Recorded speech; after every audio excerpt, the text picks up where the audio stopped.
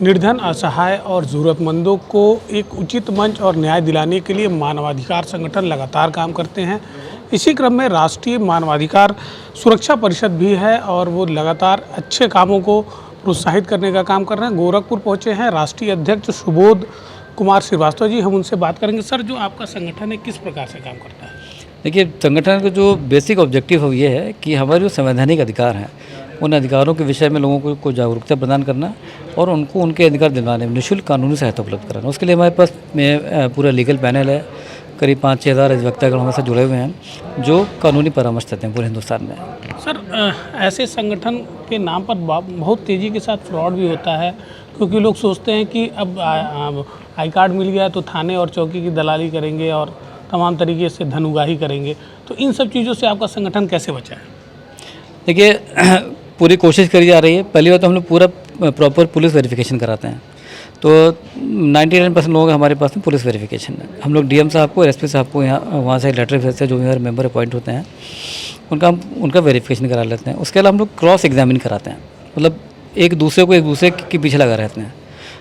गोपनीय सूचना हम लोग मंगाते रहते हैं कि कौन क्या कर रहा है, और दूसरा बातचीत से ये पता लग जाता है कि कौन फ्रॉड कर रहा है।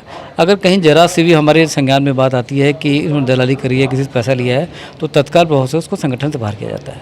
आपका अभी मतलब जिस हिसाब से आपका प्रचार प्रसार है कि आप निःशुल्क सेवाएं उपलब्ध कराते हैं, तो निःशुल्क सेवाओं में क्या क्या है? देखिए, सबसे पहला काम तो हम लोग ये करते हैं कि जितनी भी लावारिस लाशें मिलती हैं उनका हम लोग डेली अंतिम संस्कार करते हैं, पहला ये है। दूसरा, गरीब बच्चों की शादियाँ हो गई।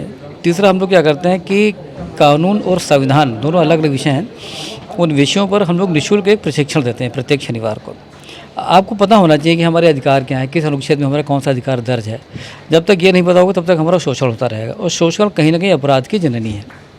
तो हम लोग ये सारी चीज़ें हम लोग निःशुल्क जो उपलब्ध कराते हैं। सर, गोरखपुर में आपका संगठन काम कर रहा है। गोरखपुर के मुखिया योगी आदित्यनाथ जो यूपी के मुखिया हैं, एक बड़ी जिम्मेदारी बनती है कार्यकर्ताओं पर भी, आप पर भी, तो अपनी निष्पक्षता कैसे जाहिर करेंगे?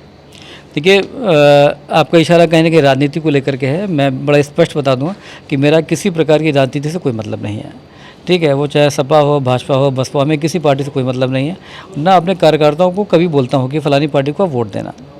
उनका व्यक्तिगत मत है कि जिसको वोट देना है वोट दें। हमारा सिर्फ इतना मत है कि आप सामाजिक कार्य करें।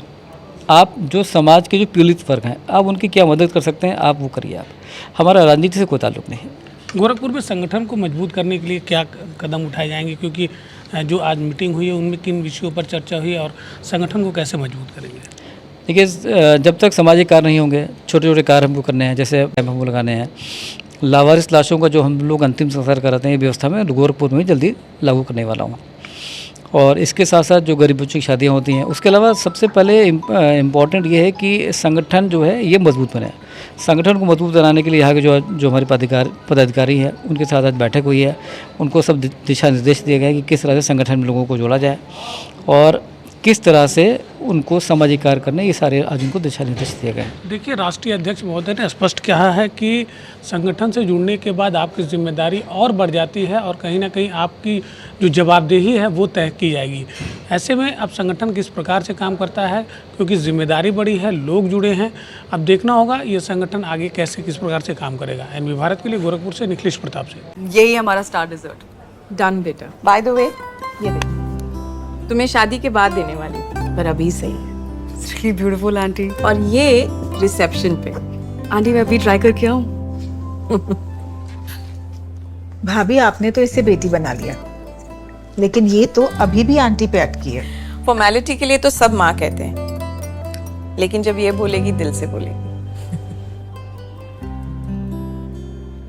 क्या हुआ बेटा, कुछ भूल गई? हाँ, आपको थैंक यू कहना माँ।